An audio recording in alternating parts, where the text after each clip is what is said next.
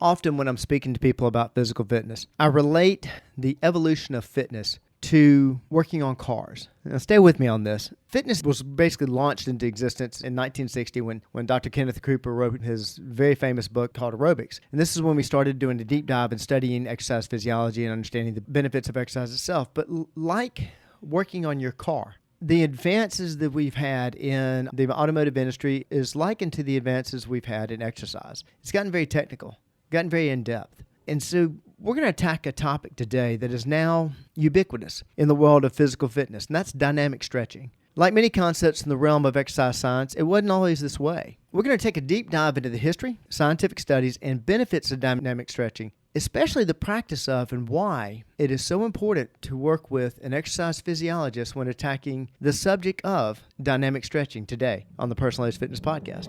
Welcome to the Personal Edge Fitness Podcast with Garrett Williamson. Health, wellness, exercise, nutrition, and a whole lot more. Got questions? Call us and leave a message at 251-278-EDGE or message us at Personal Edge Fitness on Facebook and Instagram, at Team PE on Twitter, or personaledgefitness.com. Good day and welcome to the Personal Edge Fitness Podcast. I'm Garrett Williamson, your host, president of the Personal Edge Fitness. Thank you so much for joining us today on yet another topic that we're dispelling the myths of health, fitness, and wellness. If you're interested in this topic or any others, or have any questions, just like where this topic came from, please contact us area code 251-278-3343. That's 251-278-EDGE. If you want to reach out to me via email, it's Garrett, Garrett, at personaledgefitness.com. That is also our website and, of course, our Facebook page. If you're so inclined, hit me up on Twitter. I'm at Team PE. Dynamic stretching. Now, if you're involved in fitness, have been for quite some time, you had to be living under a rock if you haven't heard about dynamic stretching. Stretching and flexibility are cornerstones of fitness, but there's a lot that's still not understood about stretching in general. There's a lot of information that we know about as exercise physiologists that really hasn't been disseminated to the general public. It's interesting. I'll go to a conference and hear about a particular topic in health and fitness. It'll be the latest, greatest studies. It's backed up by several studies.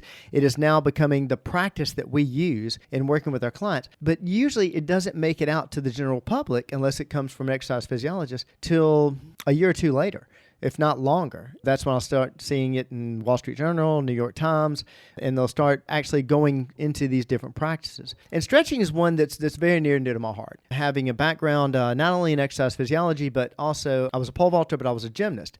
And I started out, pretty much all my athletics began in gymnastics.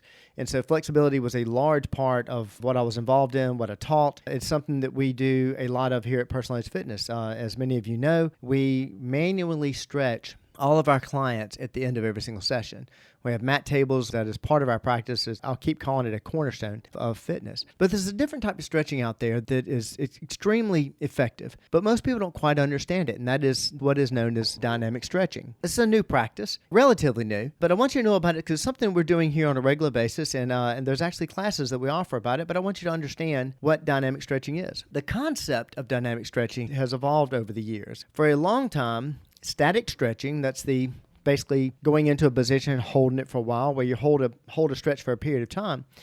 This was the primary method used by athletes for warming up. Now, some athletes use a little bit of ballistic stretching. That's something we really don't do. Dynamic stretching has taken the place of ballistic stretching. But the static stretching has been a standard practice. You would stretch before you work out. However, researchers and fitness professionals began noticing that static stretching, especially when done excessively before exercise, could hinder athletic performance. Now, the foremost study on this was done in 2014 by Dr. Mike Bracco of the Canadian Institute of Hockey, and I actually had lunch with Dr. Bracco following his presentation of his research at the ACSM American College of Sport Medicine Summit back in 2014, and I was fascinated by it. Of course, this is a topic I'm very excited about. It's a topic that I like very much.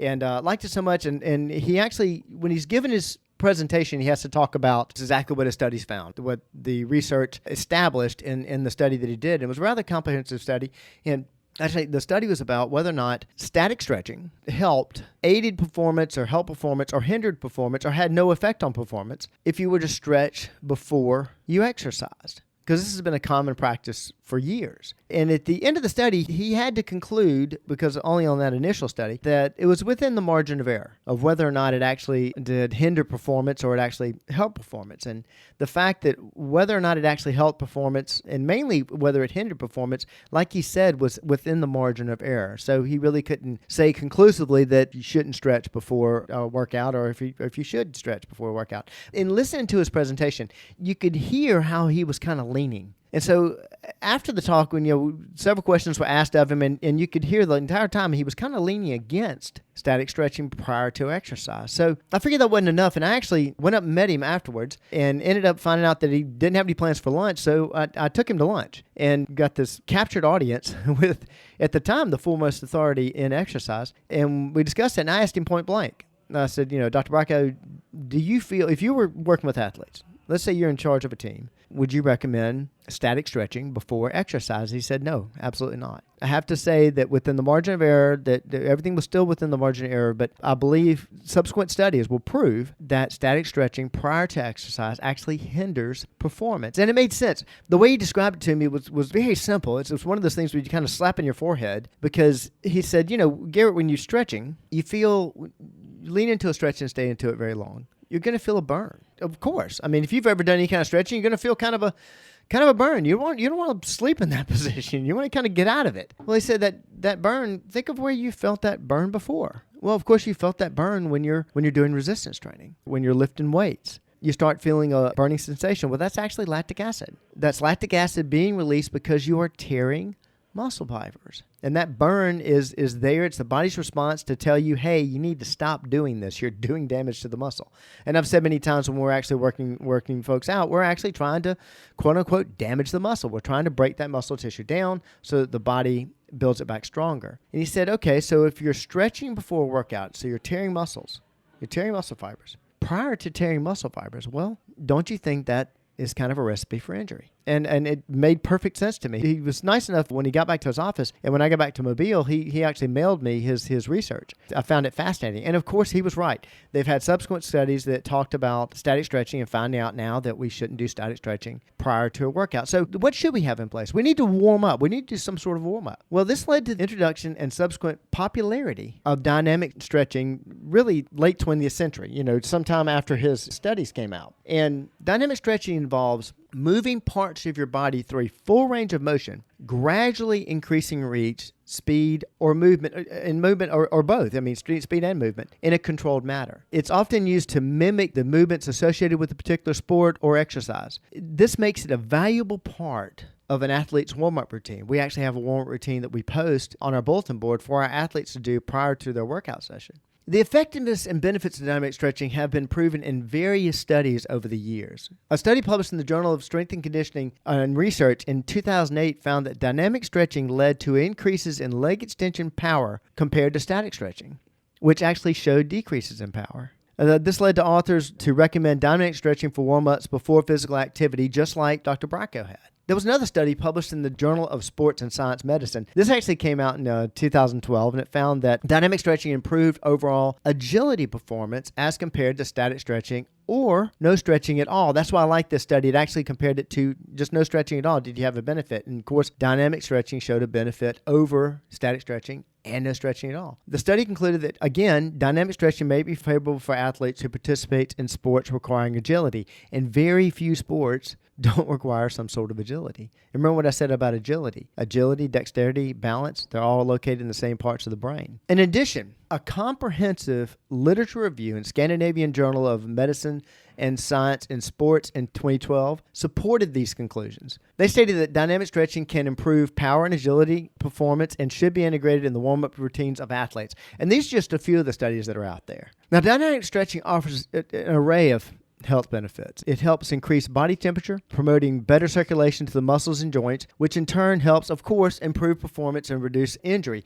This is what a true warm-up is. A warm-up is to get circulation going and get those joints ready to move through a full range of motion. And dynamic stretching is the safest way. By moving through a full range of motion, it enhances muscular performance and power, aiding in a better sport-specific performance. It also helps improve what we call body awareness, agility, speed, movement efficiency. All these are big parts of dynamic stretching. And of course, these are not only beneficial for athletes, but beneficial to anybody engaging in regular physical activity. It's stretching. So dynamic stretching, of course, improves overall flexibility, similar to static stretching in a much more functional and sport-specific manner. Now, since this practice is new, I can't recommend enough working with somebody that has the background that actually understands the physiology and the anatomy associated with such a practice. Incorporating dynamic stretching into a fitness routine isn't just about doing the movements. Too many times people are watching YouTube, picking up a movement and just taking themselves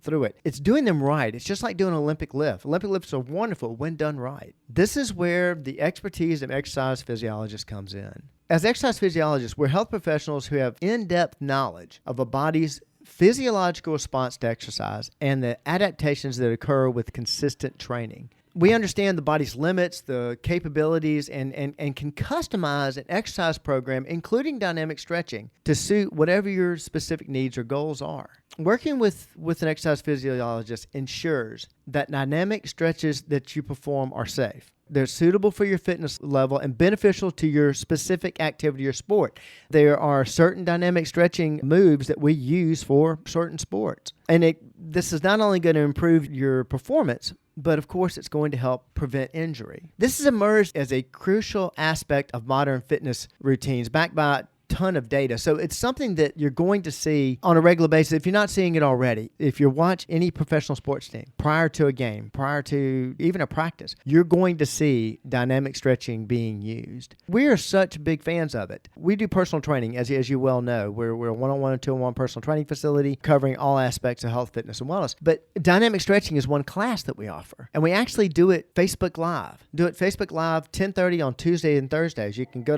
on Personal Edge Fitness Facebook page and you can catch our dynamic stretching class. We want to make sure, and this is one that's very broad. It can be done for athletes, it can be done for regular exercisers.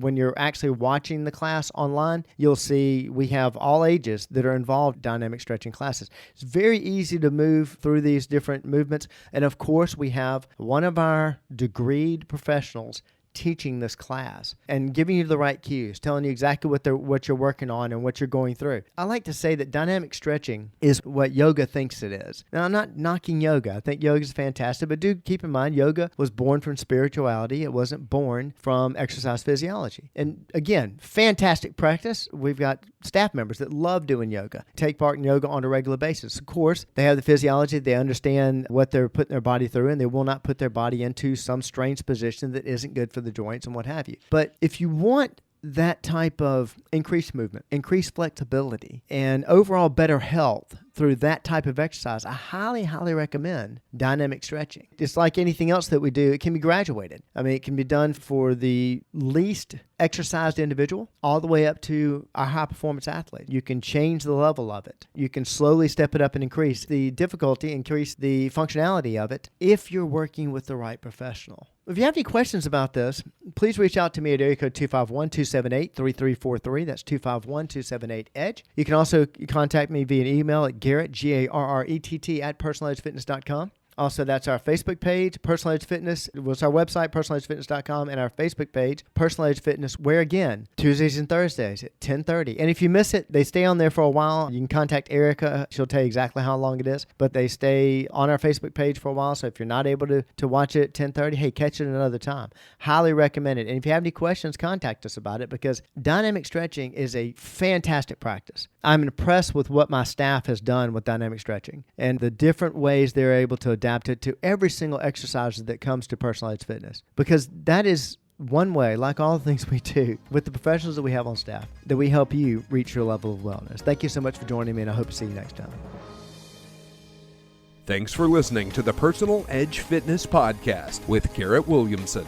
Subscribe now and be a part of the show by calling 251-278-EDGE or message us on Facebook and Instagram at Personal Edge Fitness or at Team PE on Twitter, and visit us at personaledgefitness.com.